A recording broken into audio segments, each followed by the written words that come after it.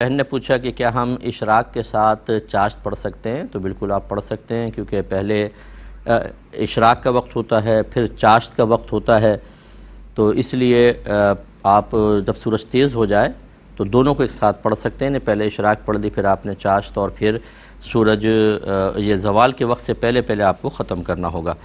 یہ کہتی ہیں کہ والد صاحب پہ قربانی واجب ہوتی ہے، لیکن وہ خود ادا نہیں کر پاتے کیونکہ جانور کو سنبھالنا مشکل ہوتا ہے، تو حصہ ڈال لیتے ہیں۔ گنہگار تو نہیں ہوں گے؟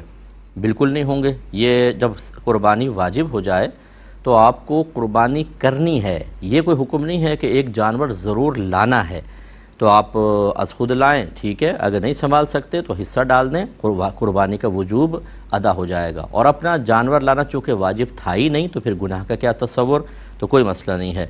یہ کہتے ہیں کہ 7واں فرض جو ہے، جسے خروج بصنعہ کہتے ہیں، یعنی اپنے عمل کے ساتھ، ارادے کے ساتھ نماز سے باہر ہونا، اور اس کے لیے شریعت نے ہمیں لفظ السلام کا حکم دیا ہے کہ واجب کریں۔ تو یہ کہتے ہیں کہ بعد اوقات نکلنے کی نیت نہیں ہوتی لیکن ہم السلام کہہ دیتے ہیں، تو کیا حکم شرع ہوگا؟ دیکھیں، انڈرسٹوڈ ہوتا ہے، آپ یہ ضروری نہیں ہے کہ آپ دل کو ٹٹولیں تو ایسا لگے کہ شاید نیت نہیں تھی۔ وہ اتنی ہماری نیتیں راسخ ہو جاتی ہیں، جب آپ نے اتحیات پڑھ لی، درود پاک، اور اس کے بعد دعا مانگ لی، اب آپ السلام کہہ رہے ہیں، تو کیوں کہہ رہے ہیں؟ لازم سی بات ہے کہ وہ نیت کے اندر نیت دل میں موجود ہوتی ہے، اگرچہ آپ یوں کہہ لیں کہ میرے ذہن میں مستحضر نہیں تھی، حاضر نہیں تھی، لیکن ہوتی ہے، تو بالکل آپ کی نماز ہو گئی۔ یہ کہتے ہیں اگر شوہر پاگل ہو جائے تو عورت کے لیے کیا شرعی حکم ہے؟ کیونکہ طلاق تو شوہر دے سکتا ہے، اور پاگل طلاق دینے کا اہل نہیں رہتا ہے، اب کیا کریں؟ دیکھیں، اس میں یہ ہوتا ہے کہ پہلے اس کے علاج کی بھرپور کوشش کریں۔ اگر ڈاکٹرز یہ کہتے ہیں کہ اس کے علاج پاسبل نہیں ہے، مثال کے طور پہ 1 سال عورت نے انتظار کیا کہ علاج کر لے، تو پھر وہ کورٹ میں دعویٰ دائر کر سکتی ہے کہ بھئی میرے، اب کیونکہ وہ نان نفقہ نہیں دے سکے گا، حقوق زوجیت ادا نہیں کر سکے گا، اور شریعت کبھی اس بات کو لائک نہیں کرتی ہے کہ ایک عورت کو مسلسل ظلم میں اور شدت اور سختی کے اندر رکھا جائے۔ لہٰذا پھر اگر جج کیس سننے کے بعد ون سائیڈڈ فسخ نکاح کر دیں، یعنی نکاح کو ختم کر دیں، تو بالکل یہ ویلڈ مانا جائے گا، اور وہ عورت عدت گزارنے کے بعد کسی سے بھی نکاح کر سکتی ہے۔ یہ کہتے ہیں کہ اب اس کو رداعت کے مسئلے میں پوچھا، پہلے میں سمجھا دوں کہ اگر ایک عورت کسی اجنبی بچی کو دودھ پلاتی ہے تو یہ عورت اس کی رضائی والدہ بن جاتی ہیں، جبکہ 2.5 سال کی مدت کے اندر دودھ پلایا ہو۔ اب اس کا مطلب یہ ہے کہ یہ اس کی بیٹی ہو گئی، تو جیسے سگی بیٹی کا معاملہ ہوتا ہے، ایسی رضائی بیٹی کا ہوتا ہے، یعنی اس عورت کے جتنے بچے ہیں وہ اس سے لڑکی کے بھائی بہن ہو جائیں گے، ان کا آپس میں نکاح نہیں ہوگا، اور اس عورت کا شوہر جو ہے وہ اس کا رضائی والد ہو جائے گا۔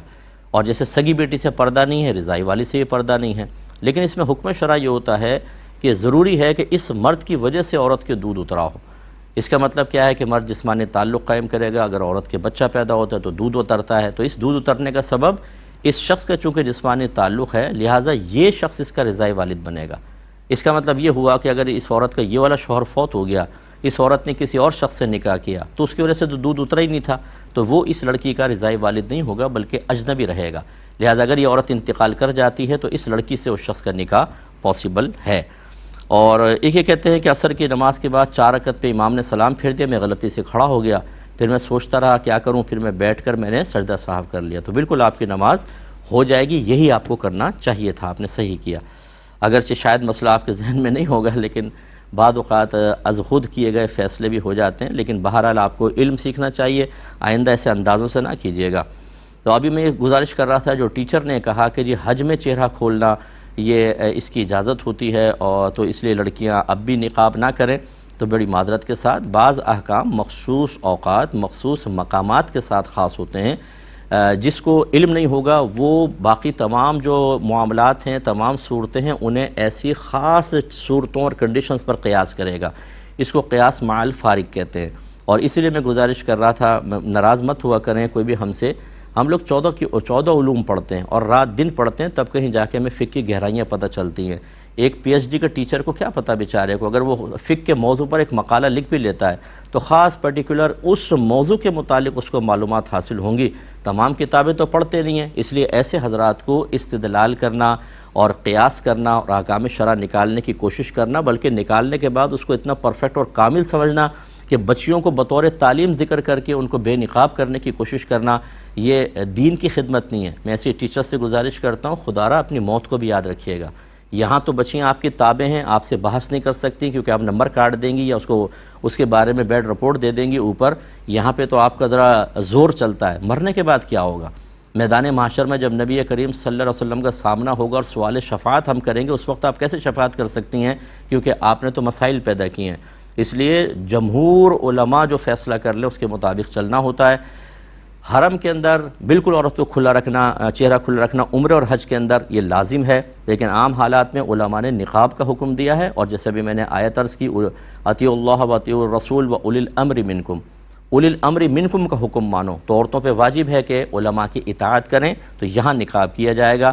اسی طرح کو ایجوکیشن تعلیم جو ہے، ہم اس کے مطلقاً مخالف نہیں ہیں، کیونکہ جب بچیوں کے لیے اور کوئی ذریعہ تعلیم نہ ہو، جیسے خصوصاً باہر کے ملکوں کے اندر، تو کیا کریں؟ پھر وہ اپنی عزت کے حفاظت کے ساتھ، نگاہوں کی حفاظت کے ساتھ لڑکوں سے میل جول نہ رکھیں اور مطلب تعلیم حاصل کر سکتے ہیں. وقت کی ضرورت ہے.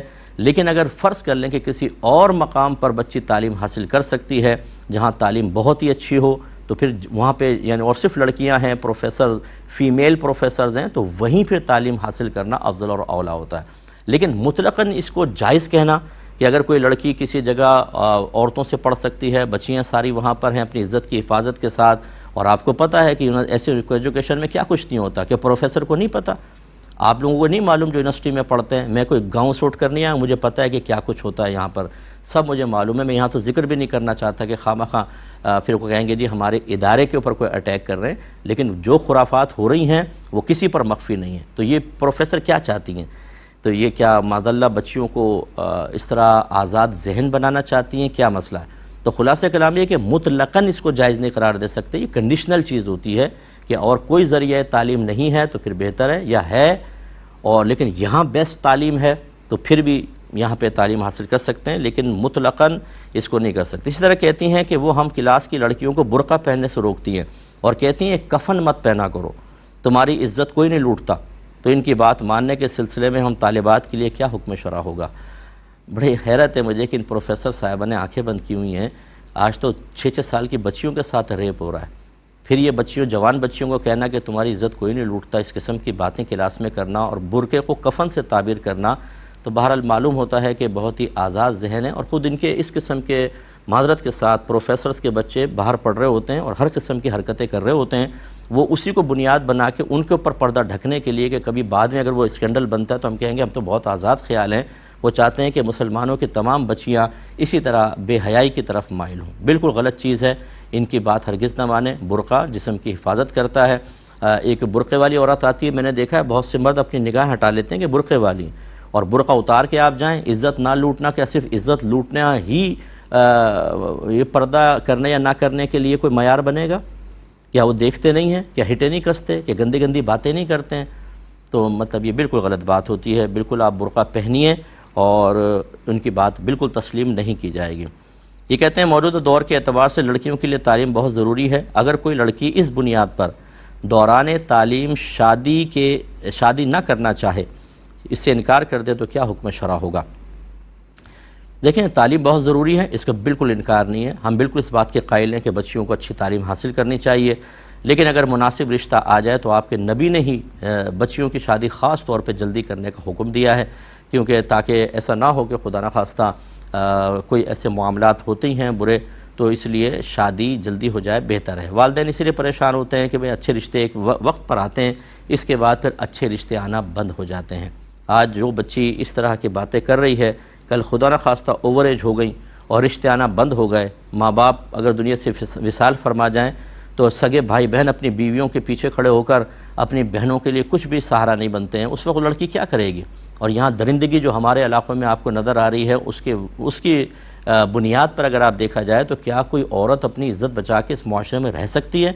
اس لیے اچھا رشتہ آ جائے تو کر لیں، بلکہ یہ کنڈیشن رکھ دیں کہ بھئی شادی کے بعد تعلیم جاری رکھی جائے گی. یہ کنڈیشن رکھ دیں. ایسی بہت سی بچیاں پڑھ رہی ہیں. خود ہماری اکیڈمی میں ماشاءاللہ بہت ساری بچیاں ایسی ہیں جو تعلیم بھی حاصل کر رہی ہیں، شادی شدہ ہیں، بچے بھی ہیں، اور وہ آ کے علم دین بھی سیکھ رہی ہیں. تو بالکل یہ پاسبل ہے، ناممکن نہیں ہے. ایک یہ کہتے ہیں کہ اگر کسی لڑکی کے سرپرست اسے نان نفقہ دے رہے ہوں، اس کے باوجود وہ اپنی مرضی سے گھر سے باہر نکل کر کوئی ذریعہ معاش اختیار کرنا چاہے تو کر سکتی ہے کہ نہیں؟ دیکھیں، ہمارے مذہب اسلام تو اس سے منع کرتا ہے، عورت کو اپنے گھر میں رہ کر آپ آج کل کے دور کے اعتبار سے تو یہ کوئی پرابلم ہی نہیں ہے کہ آپ گھر پہ رہ کے ارننگ کر سکتی ہیں۔ اس کے سینکڑوں ذرائع ہیں، انٹرنیٹ پہ تلاش کر لیں، آپ کو سینکڑوں ذرائع، اور آپ تو پڑھی لکھی بچی ہیں، سینکڑوں ذرائع مل جائیں گے لڑکیوں کو کہ وہ گھر بیٹھ کر اپنی عزت کی حفاظت کے ساتھ ارننگ کر سکتی ہیں۔ ارننگ منع نہیں ہے، لیکن جب والد صاحب یا بھائی وغیرہ نان نفقہ دے رہے ہیں تو پھر بلا ضرورت یعنی سخت ضرورت کے بغیر گھر سے باہر نکل کر عورت کا جاب کرنا شریعت اس کی اجازت نہیں دیتی۔ آپ کو پتہ ہے آفیسز کے ماحول کیسے ہیں، بہت ہی کم کوئی ایسا شاذ و نادر اچھی جگہ اسٹینڈرڈ کے سلجھے ہوئے لوگ ہوں کہ وہاں عورت جائے تو خدا نخواستہ کوئی ایسا مسئلہ نہ ہو، ورنہ تو آپ دیکھیں عموماً بہت ہی خطرناک صورتحال ہے۔ تو ایسی صورت میں اپنی عزت کی حفاظت کے ساتھ جتنا سیکولر رہ کر اور ذریعہ آمدن گھر میں بھی ہو سکتے ہیں تو بچیوں کو گھر میں ہی رہنا چاہیے۔ یہ کہتے ہیں کہ میں آپ کے پروگرام اور بیانات باقاعدے سے سنتی ہوں تو لوگ بعض اوقات مجھ سے کویسچن کرتے ہیں تو میں جواب دے سکتی ہوں کہ نہیں؟ جواب ہے کہ نہیں۔ مسئلہ یہ ہوتا ہے کہ ایک تو ہے کہ آپ لوگ عورتوں کو جمع کریں اور کہیں بھی مفتی صاحب نے بیان کیا یہ بیان کر دیں، اس کی گنجائش ہو سکتی ہے۔ اسی طرح کوئی فقہی کتاب جیسے میری طہارتی کتاب آئی آپ پڑھ کر سنائیں لوگوں کو اور وہ مسئلے سیکھیں، ہو سکتا ہے۔